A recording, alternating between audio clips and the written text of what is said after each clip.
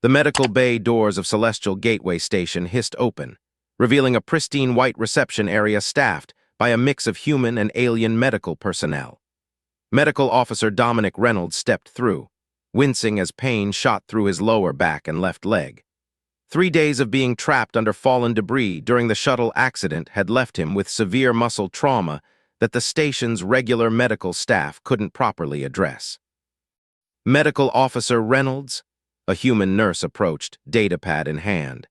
We've arranged for you to see our specialist. Your injuries require more advanced treatment than our standard protocols can provide. Dominic nodded, leaning heavily on his regulation-issue cane. At 38, he'd maintained the peak physical condition required of all Earth Fleet medical personnel, but the accident had left him humbled. 6 feet tall with broad shoulders and prematurely gray hair cropped short in military fashion, he cut an imposing figure despite his current vulnerability. "I appreciate that," he said, his deep voice strained, "though I'm more accustomed to being on the other side of the examination table." The nurse smiled sympathetically. "Dr. Knox is waiting in treatment room 4. She's the best xenophysiologist on the station, possibly in this quadrant." "Xenophysiologist?" Dominic raised an eyebrow. "I thought I was getting standard physical therapy." "Your muscle damage patterns are complex. Dr. Knox specializes in interspecies medical adaptation. She'll explain everything." The nurse guided him down a softly lit corridor to a treatment room larger than the standard medical bays Dominic was accustomed to. The door slid open silently, revealing equipment he recognized from his own medical training, alongside devices he'd never seen before. Standing beside an adjustable treatment platform was the most unusual alien Dominic had encountered in his 15 years with Earth Fleet. Dr. Knox was roughly human-sized, but possessing 6 slender arms, each moving with independent purpose as she calibrated equipment. Her skin was a deep indigo that seemed to shimmer under the medical bay lights, covered in subtle patterns that might have been natural markings or perhaps cultural decoration. Her face was humanoid but with distinctly alien features, large, luminescent eyes that seemed to shift between purple and blue, a small mouth with no visible nose, and a crown of short, feathery appendages instead of hair. She turned as they entered, and Dominic realized she was wearing a specialized medical uniform designed to accommodate her multiple limbs, pristine white with blue piping that complemented her skin tone. "Medical Officer Reynolds," she greeted, her voice melodic with an accent the universal translator couldn't quite smooth out. "I am Dr. Verica Knox, physical rehabilitation specialist. I understand you've experienced significant trauma to your lumbar and tibial muscle groups." Dominic found himself momentarily speechless, not from xenophobia. He'd treated dozens of alien species himself, but from the sheer efficiency with which her 6 arms moved. 3 were adjusting medical instruments, one was examining his medical chart on a holographic display, another was preparing what appeared to be a treatment bed, and the 6th extended toward him in what he recognized as the universal greeting gesture. "Yes, doctor," he finally managed, taking her hand. Her skin was cooler than human standard and surprisingly smooth. "Shuttle emergency landing. 3 days pinned under a collapsed bulkhead before rescue arrived." Dr. Knox's eyes dimmed slightly in what might have been sympathy. "That would explain the unusual compression patterns in your tissue. Please disrobe to your undergarments and lie face down on the treatment platform. We'll need to do a complete assessment before beginning therapy." The nurse departed as Dominic carefully removed his Earth Fleet medical uniform, folding it neatly before positioning himself on the platform as instructed. The surface was more comfortable than it appeared, conforming to his body in a way that immediately relieved some pressure from his injured areas. "I'll be honest," he said, his voice muffled slightly against the headrest. "I wasn't expecting a 6-armed specialist." A sound like tinkling bells emerged from Dr. Knox. Laughter, he realized. "And I wasn't expecting a human who would mention it so directly. Most of your species spend our first session pretending not to notice." "Medical training," Dominic explained. "We're taught to address the xenomorphic elephant in the room." "Ah, yes, I've heard this Earth idiom. Very apt. Two of her hands began scanning his back with a device that emitted a soft blue light. You humans are refreshingly straightforward. On Celestia, my homeworld, such directness would be considered impolite. Is that why you left? Dominic asked, then immediately regretted the presumption. Sorry, professional curiosity. We don't have many Celestian medical officers in Earth Fleet. No need to apologize, Dr. Knox replied as four of her hands simultaneously began applying a warm gel to different areas of his back and leg. And you're perceptive. I did leave partly because I found our social protocols constraining, but primarily I wanted to study interspecies medicine. The universe is full of fascinating biological variations. The gel began to tingle pleasantly against Dominic's skin, seeming to penetrate deep into the damaged tissue. That's remarkable, he murmured as the pain began to subside almost immediately. Celestian neural regenerative compound, Dr. Knox explained, combined with manual manipulation, which is where having multiple limbs becomes particularly advantageous. As if to demonstrate, her 6 hands began working different muscle groups simultaneously, applying precisely calibrated pressure in a way no human physician could match. The sensation was extraordinary. Each hand seemed to know exactly where to press, how much force to apply, which direction to move. This is unorthodox treatment by Earth Fleet standards, Dominic managed, fighting the urge to groan in relief as knots of tension that had plagued him for days began to release. But effective, Dr. Knox observed. Your muscle fibers are already responding. Most species do, though humans seem particularly receptive to Celestian touch therapy. Something about your neurological wiring, perhaps. Dominic found himself relaxing more completely than he had in months, perhaps years. The constant tension of medical duty aboard military vessels, the emergencies, the split-second decisions, the lives in his hands, seemed to melt away under Dr. Knox's skilled touch. You'll need at least 5 more sessions, she said as she worked. Your injuries are severe, though not permanent with proper treatment. Doctor's orders? Dominic asked, a rare smile tugging at his lips. One of her hands patted his shoulder gently. Indeed, and I'm told I can be quite persuasive when necessary. As the session continued, Dominic found himself sharing more than he'd intended. Details about his career, his recent assignment to the diplomatic convoy heading to the Tau Centauri negotiations, observations about the increasing tensions between Earth and several alien alliances. Dr. Knox listened with what seemed like genuine interest, occasionally asking insightful questions that revealed her own considerable knowledge of interstellar politics. You seem well informed for a medical specialist, Dominic noted as the session neared its end. Dr. Knox's hands paused momentarily. On Celestia, medical training includes comprehensive study of all species with whom we might interact, including their cultural and political structures. Understanding context is essential to proper treatment. As Dominic carefully sat up, testing his mobility, he found the improvement remarkable. Well, your methods are certainly effective. I haven't felt this good since before the accident. Same time tomorrow? Dr. Knox asked, already preparing for her next patient, her 6 arms moving in that mesmerizing, coordinated dance. Wouldn't miss it, Dominic replied, surprised to find he meant it sincerely. Dominic arrived for his second appointment 10 minutes early, finding himself unusually eager for treatment. The relief from yesterday's session had lasted well into the evening before gradually fatting, allowing him his first decent night's sleep since the accident. He'd even managed to review several medical reports without the customary shooting pain down his left side. The receptionist, a meridian with translucent skin that revealed the rhythmic pulsing of 3 hearts, directed him straight to treatment room 4. Dr. Knox is expecting you, Medical Officer Reynolds. When the door slid open, Dominic found Dr. Knox bent over a holographic display, all 6 of her arms manipulating different aspects of what appeared to be a cellular structure. She straightened immediately at his entrance, the feathery crest on her head rising slightly, an expression of recognition, he guessed. Officer Reynolds, "You're moving with significantly improved alignment today," she observed, two of her hands still adjusting the display while the others prepared the treatment platform.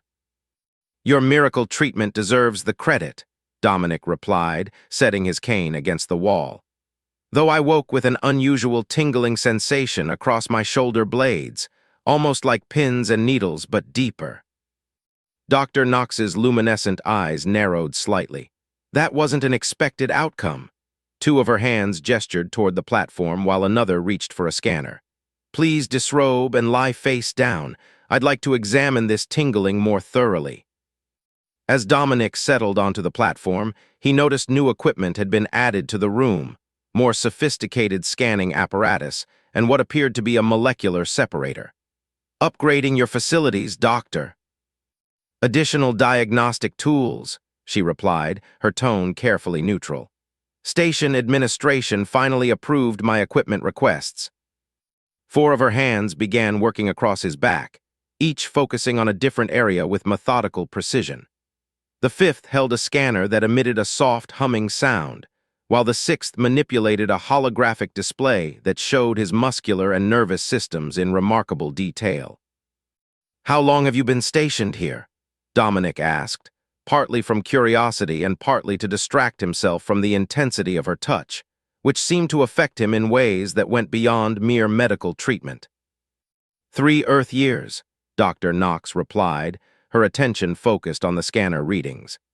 "I completed my xenobiological studies on Arcturus Prime before accepting this posting. Celestial Gateway's position at the crossroads of 7 major space lanes provides exceptional research opportunities." "Research? I thought you were primarily a physical therapist." One of her hands adjusted the scanner's settings. "My clinical work supports my research into cross-species medical adaptations. The station administration benefits from my therapeutic services, and I benefit from access to diverse physiologies." Her scanner emitted a sharp tone, and all 6 of her arms momentarily stilled. Dominic felt the change in her demeanor immediately. "What is it?" he asked, attempting to turn his head. "Please remain still," Dr. Knox instructed, her voice tighter than before. Two of her hands resumed their therapeutic movements, while the others manipulated the scanner controls with increased intensity.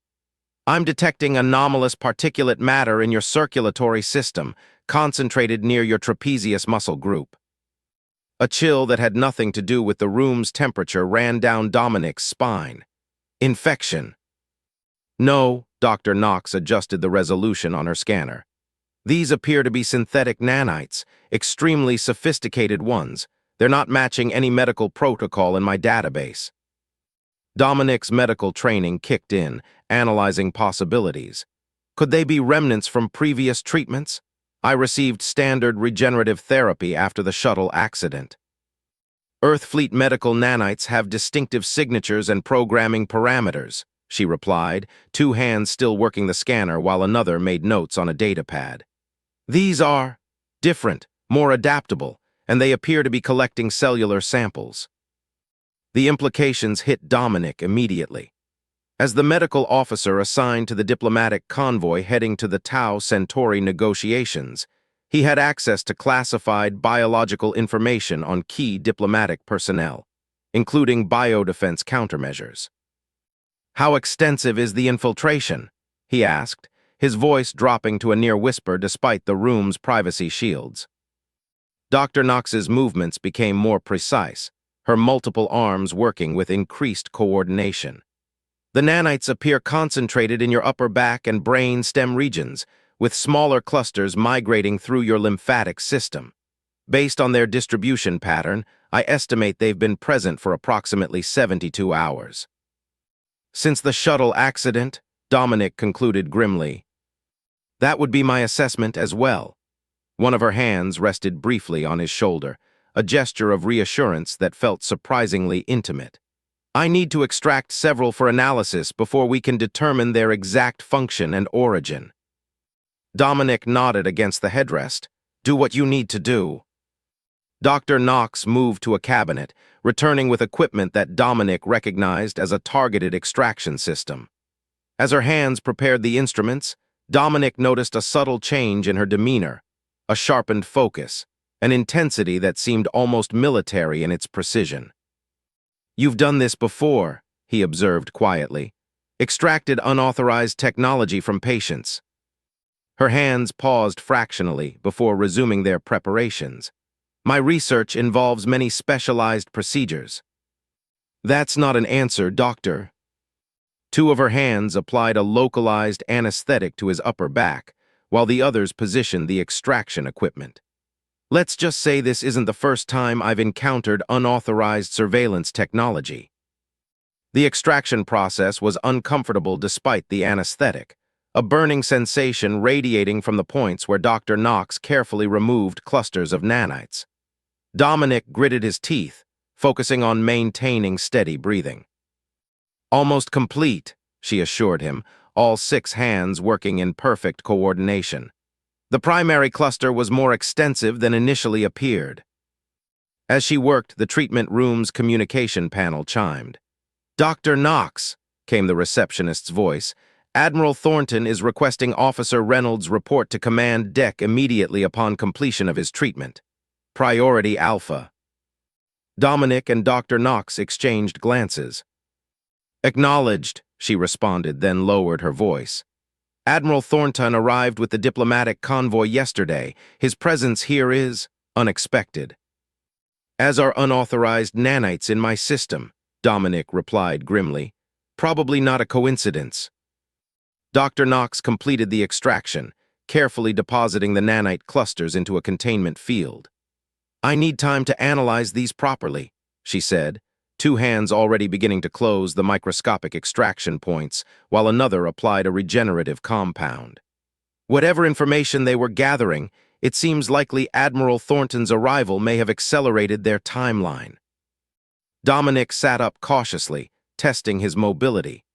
The pain from his original injury had diminished remarkably, overshadowed now by the burning sensation where the nanites had been extracted. "How long will the analysis take?" he asked, reaching for his uniform. "Several hours at minimum," Dr. Knox replied, all 6 arms now engaged in securing the samples and preparing them for examination. "These nanites contain incredibly sophisticated programming. Determining their origin and purpose will require careful decryption." Dominic finished dressing, his mind racing through the implications. "Someone on this station has access to advanced technology and a specific interest in my medical data. The question is whether they're targeting me specifically or the diplomatic mission I'm assigned to." "Perhaps both," Dr. Knox suggested, her luminescent eyes meeting his directly. "Your position gives you access to the biometrics of everyone on the diplomatic team. In the wrong hands, such information could be catastrophic." The statement hung in the air between them, laden with implications neither needed to voice. In an era of bioweapons and genetically targeted attacks, having access to a diplomat's medical profile was equivalent to having the access codes to planetary defense systems. "I need to report to Admiral Thornton," Dominic said, retrieving his cane, though he found he needed it less than before. "But I'll need your findings as soon as possible." Dr. Knox nodded, her feathery crest rising in what he now recognized as determination. "I'll contact you through secure channels once I have preliminary results. Until then." "Be careful," Dominic finished for her. "Someone clearly doesn't want these negotiations to succeed." As he turned to leave, one of her hands caught his wrist, the touch light but insistent. "Medical Officer Reynolds, Dominic, whoever placed these nanites in your system has resources beyond standard military capability. Watch your back." Dominic found himself oddly touched by her concern. "I will, and doctor." "Yes. Thank you for finding them." Her mouth curved in what he'd come to recognize as a Celestian smile. "That's what having 6 arms is good for. We notice things others miss." As the door slid closed behind him, Dominic couldn't help but think that Dr. Verica Knox was noticing a great many things, not all of them strictly medical in nature. And strangely, he found himself not minding that prospect at all.